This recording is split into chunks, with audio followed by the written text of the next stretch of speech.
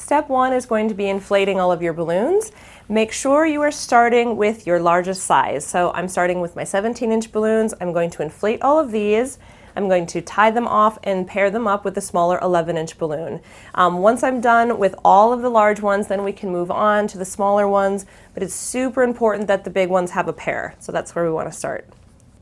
When you're filling your balloons, you want to make sure that you're not getting into this super oblong shape.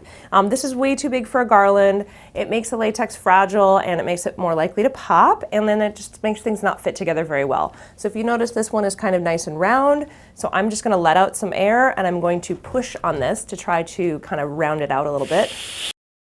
So once it kind of has a more round shape to it, then you're kind of in a good spot. You don't need to super underinflate the large balloons, but you don't want them to be so big that they start, like I said, looking like a normal balloon shape. We want them more round and we want them a little bit smaller.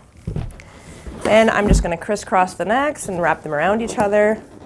That just makes sure there's no air getting out when I'm tying them, just makes it easier. And then just tie them once, like so.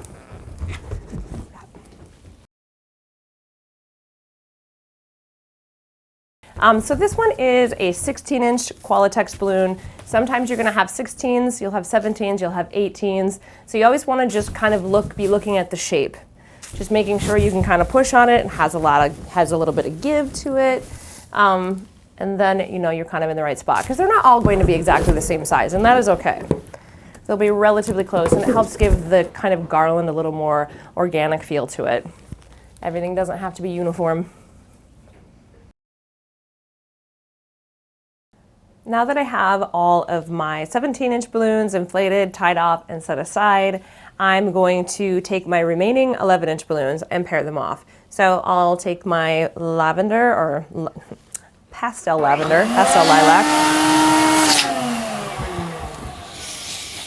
push them down, make them round, crisscross, tie them off. So I'm just going to finish tying everything off in pairs. So this step, we are now going to start putting together some basic clusters just to create our little 2-foot chunks that we're going to start stringing together. So I'm going to take a 17-inch pair and one of these little guys. Take your rings off and your jewelry off when you do this. They have a tendency to pop things. I just realized I have my rings on. I'm going to take them off in a second. A second I start twisting my hands in here, it gets a little dicey, so you don't want to do that. I'm going to take this, I'm just going to come and wrap this around the neck. Just like once, like that. Set that aside. Then I'm going to take two 17-inch balloons, wrap them around like so. Like that. To begin assembling your 2-foot section, you're just going to grab the one that has the 3 11-inch balloons. Like this. I like this to be the top or the bottom. So I'm going to take one of these 260 twisters, just come in, tie it around in a nice little knot.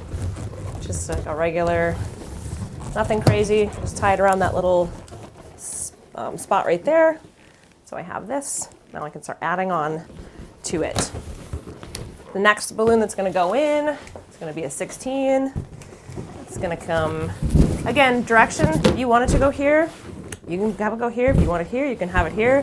This is where creative license comes in. You can kind of do whatever you want. So I'm actually gonna put it here to start. So, important part, I have my thumb kind of resting in here. This helps me push this down and hold these together. It helps get it tight so that you don't have like loose spots where it's just kind of like dangling. So I'm going to take this and I'm going to pull it tight because I want it to be nice and locked together. And I'm going to figure eight it around this one here and then back like so. Boom, those are together. Then I'm going to grab the 17-inch pair that I put together.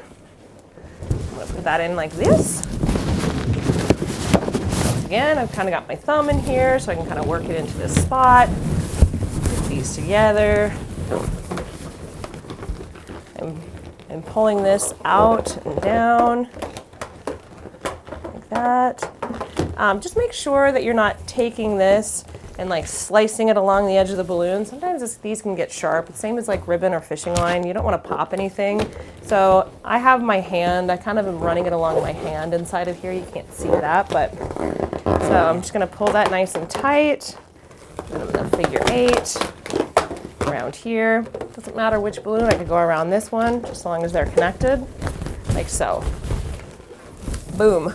That is my first 2-foot cluster. This is my first piece. So I can just go and set this aside and leave this here and make the next section. Or I can just start adding on right here.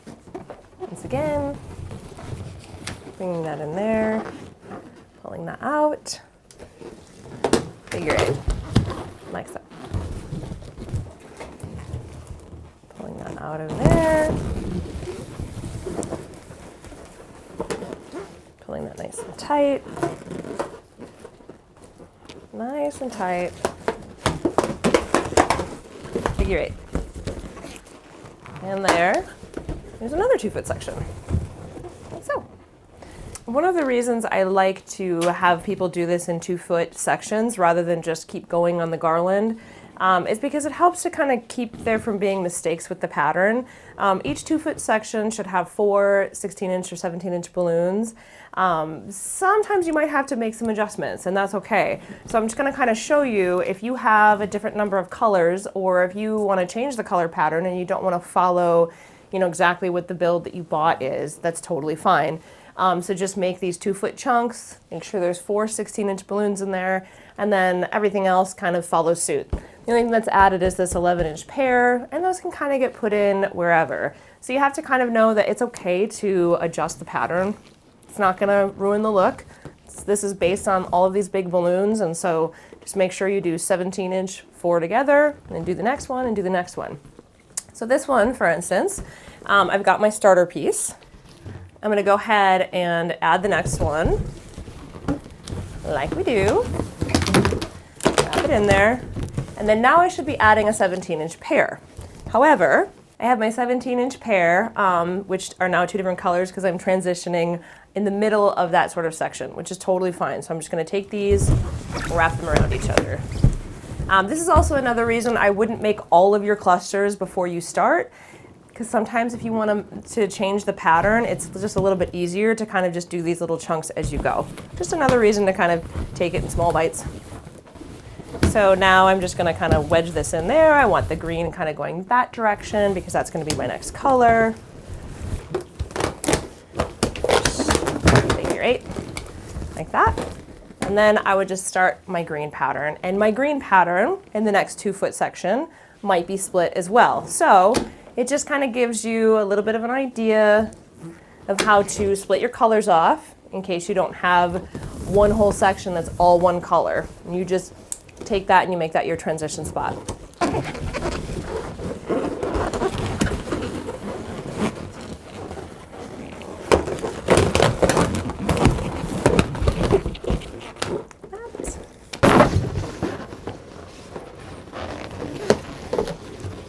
To show you quick how to tie off when you're getting to the end of your 260, or if you did all of your little sections and now you want to start connecting them together. Let's just take a look at what that looks like real quick. And this is also where you can get a little bit creative in like how you want this to be together, because if you want to position it, and you can always change this after you've tied it. That's the nice thing about the 260s is they're kind of flexible, so you can kind of reshape your garland. For now, so I'm just going to do the same technique. I'm going to pull this tight, wrap it around, but then we're going to tie it off.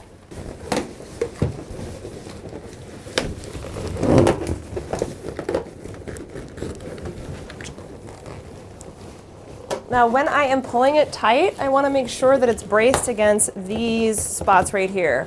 Make sure, again, like I said, that you're not dragging it along the edge of the balloon right here, because you could pop something that way. So when I'm pulling tight, I just want to make sure that I am like wrapped kind of around this part right here.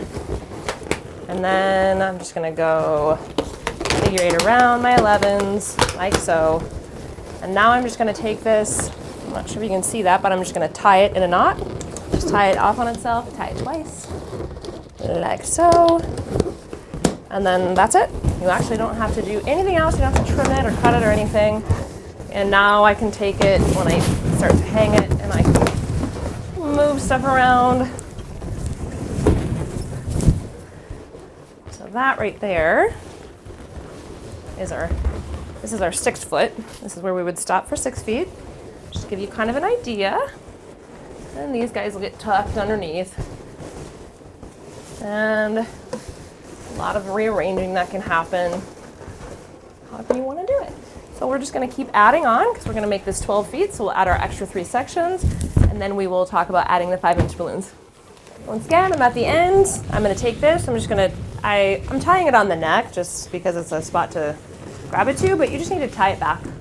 Tie a little knot, tie it on itself, just secures it, and then tuck it away. And then now we can move on to hanging it real quick.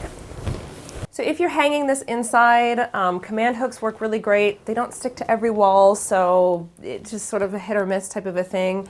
You know, you can use anchor spots on your wall. You can use picture nails if you hang them above the balloons, and then you'd want to use the fishing line. If you are using command hooks, a really slick way to do it is with the 260s. A lot of people like to do it this way. Otherwise, we often just will take the fishing line or the ribbon, tie it around the top part, hang it up in the corner, and then swag it down and sort of figure out like where we want it. I have command hooks all over my wall because I do this all the time, but I would recommend getting an idea of where you want it and then put your command hooks kind of in place once you know what you're doing or you know where you want it to be. Since my command hooks are already sort of set up in position for ribbon, that's what I'm going to use. If I was using a 260, I want it to be right behind the garland, and then I'm just gonna kind of clip in a little video so you can kind of see. You just feed it through this opening here, and then you'll just take that 260, wrap it around the middle part, and then it'll kind of hold it in place. And then it's more hidden. We do send fishing line, which is clear, so if you are having trouble with that, you can always use the fishing line. It works great. It's a really common way of doing it. They're both pretty common, so just pick whatever you kind of like. So now I have it hung. I like to start to kind of arrange. I like to figure out where I want everything before I add my 5-inch balloons, which we're going to do in a moment. But I like to get this all kind of set up, just so I have kind of an idea of which areas need to be filled in and where I want to put the 5s.